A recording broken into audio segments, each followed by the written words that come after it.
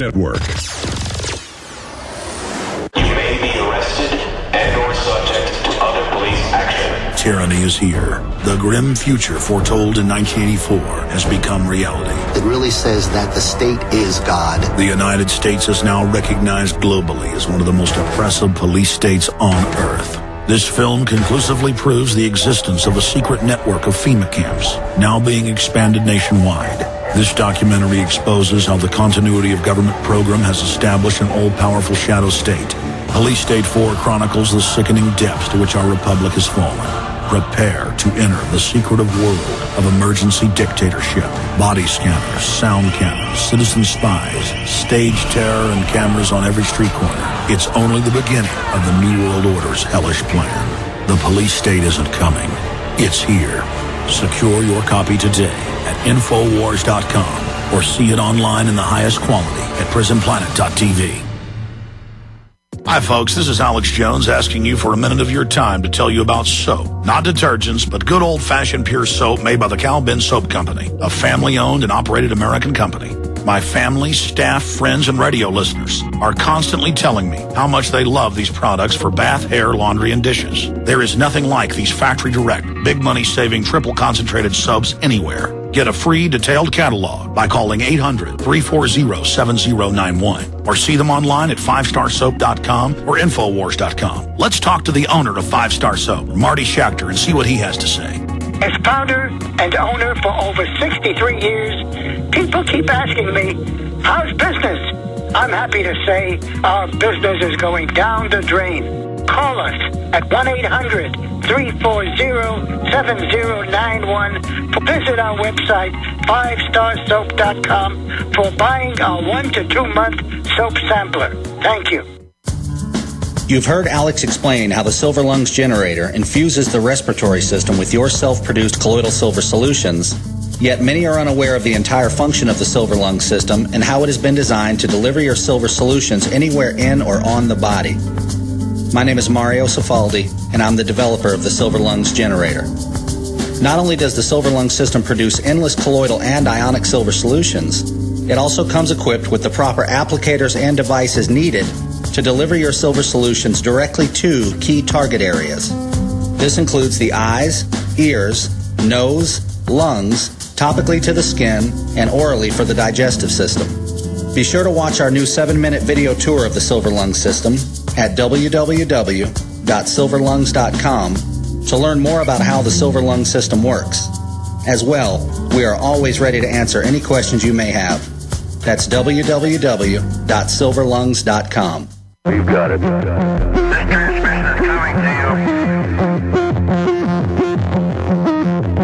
you. Waging war on corruption. All right, you are go. It's Alex Jones, coming to you live from the front lines of the InfoWar. We see the You've got it. we see the now. Okay, I want to continue with the attacks on free speech in this nation. We have Justice Breyer saying that, well, burning a Koran, we may rule that that's fire in a theater and that you don't have that right. And then next, it's anything else that might upset somebody. And we've got all these czars in the White House calling for censorship. We've got Cass Sunstein calling for it.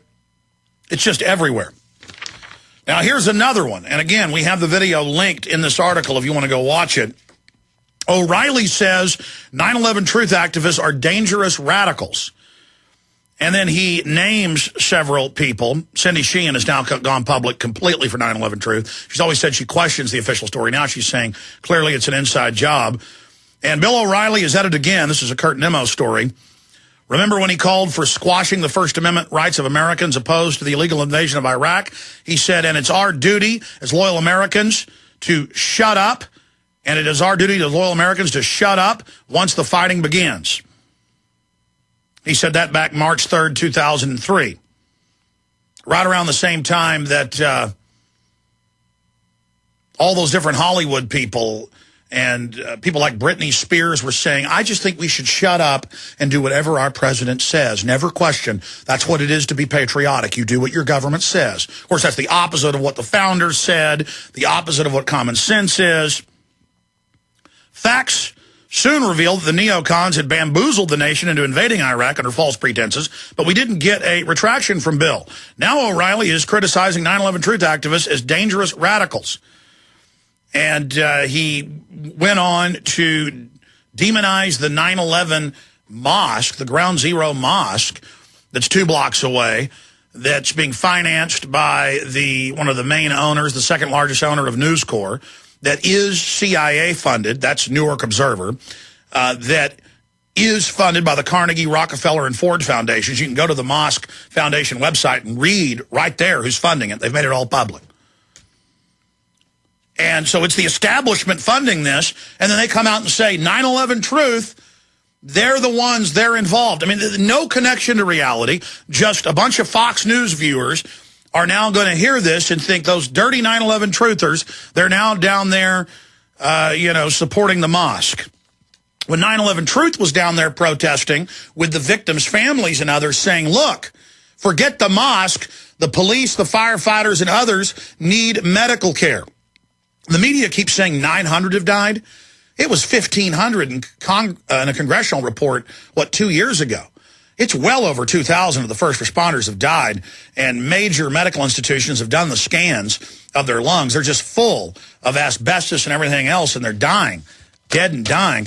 So that's a lower number out there that they've been using that's got to be 4 or 5 years old. And he goes on to claim that the Muslim scholar involved with the mosque is also a 9/11 truther.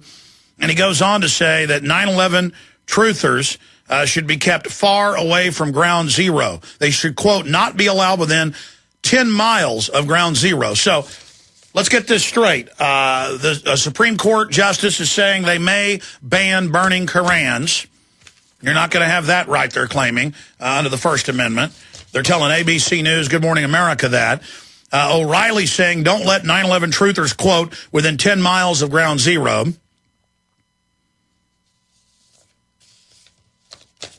And then we've got this report, which is even more out of control, more brazen, more insane. This is a prisonplanet.com article by Steve Watson. And I remember seeing this a couple months ago in this particular state in the mainstream news, and he has links to it in his article. I mean, again, I have trouble even believing this is happening, where Tea Parties groups have been denied permits, but now there's lawsuits filed and it's going to court, and they're telling them you're not allowed to go protest or even have a Constitution rally on Constitution Day because of your political affiliations, because Tea Parties are hate groups. Now, remember what was going on under Clinton and under Bush and now Obama. Every FBI report and training manual and state police training manuals and federal marshals, SLAT training, the list goes on, says the main threat is gun owners, conservatives, returning veterans, gun-owning veterans, libertarians, Ron Paul supporters, people that want to get out of the Federal Reserve, people that want to get out of the UN.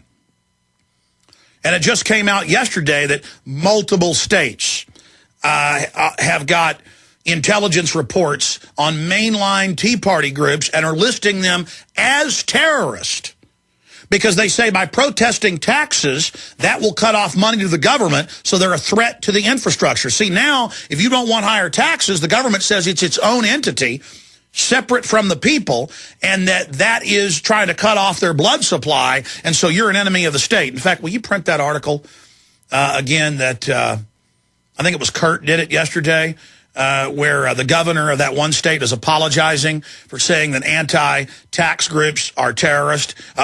He was apologizing and saying it was wrong that the state had issued a report to be technical. But here's the new report.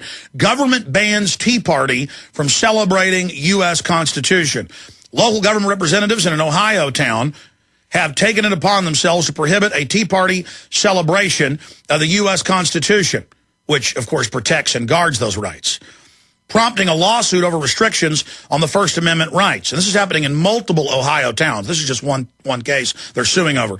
Members of the Andover Tea Party in Ohio have been informed that they cannot hold a public rally in the town square, Central Square, on Constitution Day, September 17th, because of the group's political affiliation. And remember, in all these states, the Tea Party is listed as terrorist. And the government wants to keep that secret, though. They're very upset that the public's finding out. The decision was taken by the township's trustees, and members of the Tea Party group were informed by letter that they would not be able to use the square for speakers and performances of patriotic songs. And we've seen case after case in Ohio where other towns and cities are saying you can't march, you can't demonstrate. Now, again, the Macy's Day Parade, the St. Patrick's Day parades, things like this where you take over, many blocks for several hours for a parade, you've got to get a permit for that because the police have to come out and they have to block off the streets. But town squares were built for political functions. Town squares were paid for by the people. And if it's on a street corner or a town square or on your own private property, we're now seeing cases where they claim you've got to get a permit. And then they deny that permit. But the courts have ruled over and over again, you don't have to get a permit to go out and demonstrate. Back in 2000, the state police lost a whole bunch of lawsuits. The first suit they lost, the Dallas Morning News reported, was a disabled rights group that would just go and protest across the street from the governor's mansion. And they came and arrested a whole bunch of people in wheelchairs. And I remember going and trying to demonstrate down there for other issues, for the Second Amendment and things like that, going back 15 years ago. The state police would come over and say, you're going to be arrested if you don't leave. You got to have a permit. And I explained, you can't issue a permit for me to be out here with 30, 40 people with a bullhorn. And I would tell them, I'm going to have to sue you. I don't want to sue you personally, officer. Just don't violate my First Amendment. And they would back off. But they didn't do that with a lot of people, so they lost those famous lawsuits. And it's the same issue. But imagine the brazenness. I mean, this is naked corruption to tell these people over and over again, you can't, this isn't the first time in Ohio, you can't have a demonstration because we don't like your political views. And we're not going to put up with that. Township officials informed the residents that the speech at the Constitution Day rally would be a political nature and thus inappropriate for the public square. See, go back 60 years ago. From the founding of this nation and the Bill of Rights, First Amendment, Congress shall make no law respecting an establishment of religion or prohibiting the free exercise thereof, or the press, or the right to peacefully assemble for redress of grievances. It's the press, it's the rallies, it's religion. Congress shall make no law, and states can make no law as well because they're mirrors of that federal Constitution. But what do they say? They told the churches in the last 60 years or so, the big mega denominations started the ball rolling, paid off by the Rockefeller Foundation and others with the World Council of Churches. They went into the big denomination leaders and said, look, we'll let you keep having your tax-exempt status, but now we've passed a law, but Congress shall make no law. Before, there was no law because they could make no law. Churches were not taxable because Congress could make no law. They had no jurisdiction. The federal government has no jurisdiction over religion because if they can do that, they can end the separation of church and state, and that means they can create a government-sponsored religion, whether it's humanism, environmentalism, communism, Islam, Christianity, Catholicism, Judaism, whatever the case is.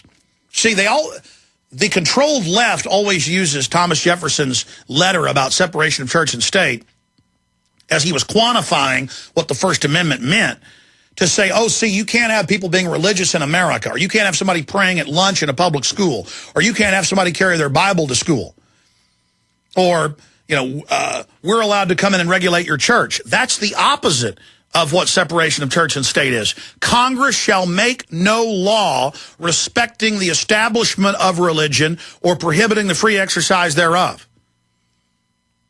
Shall make no law. Just like Second Amendment. The right to keep and bear arms. The right of the people. The people. The people. That's us. not the army, the people, to keep and bear arms shall not be infringed. Doesn't get any more clear than that. Same thing here. Congress shall make no law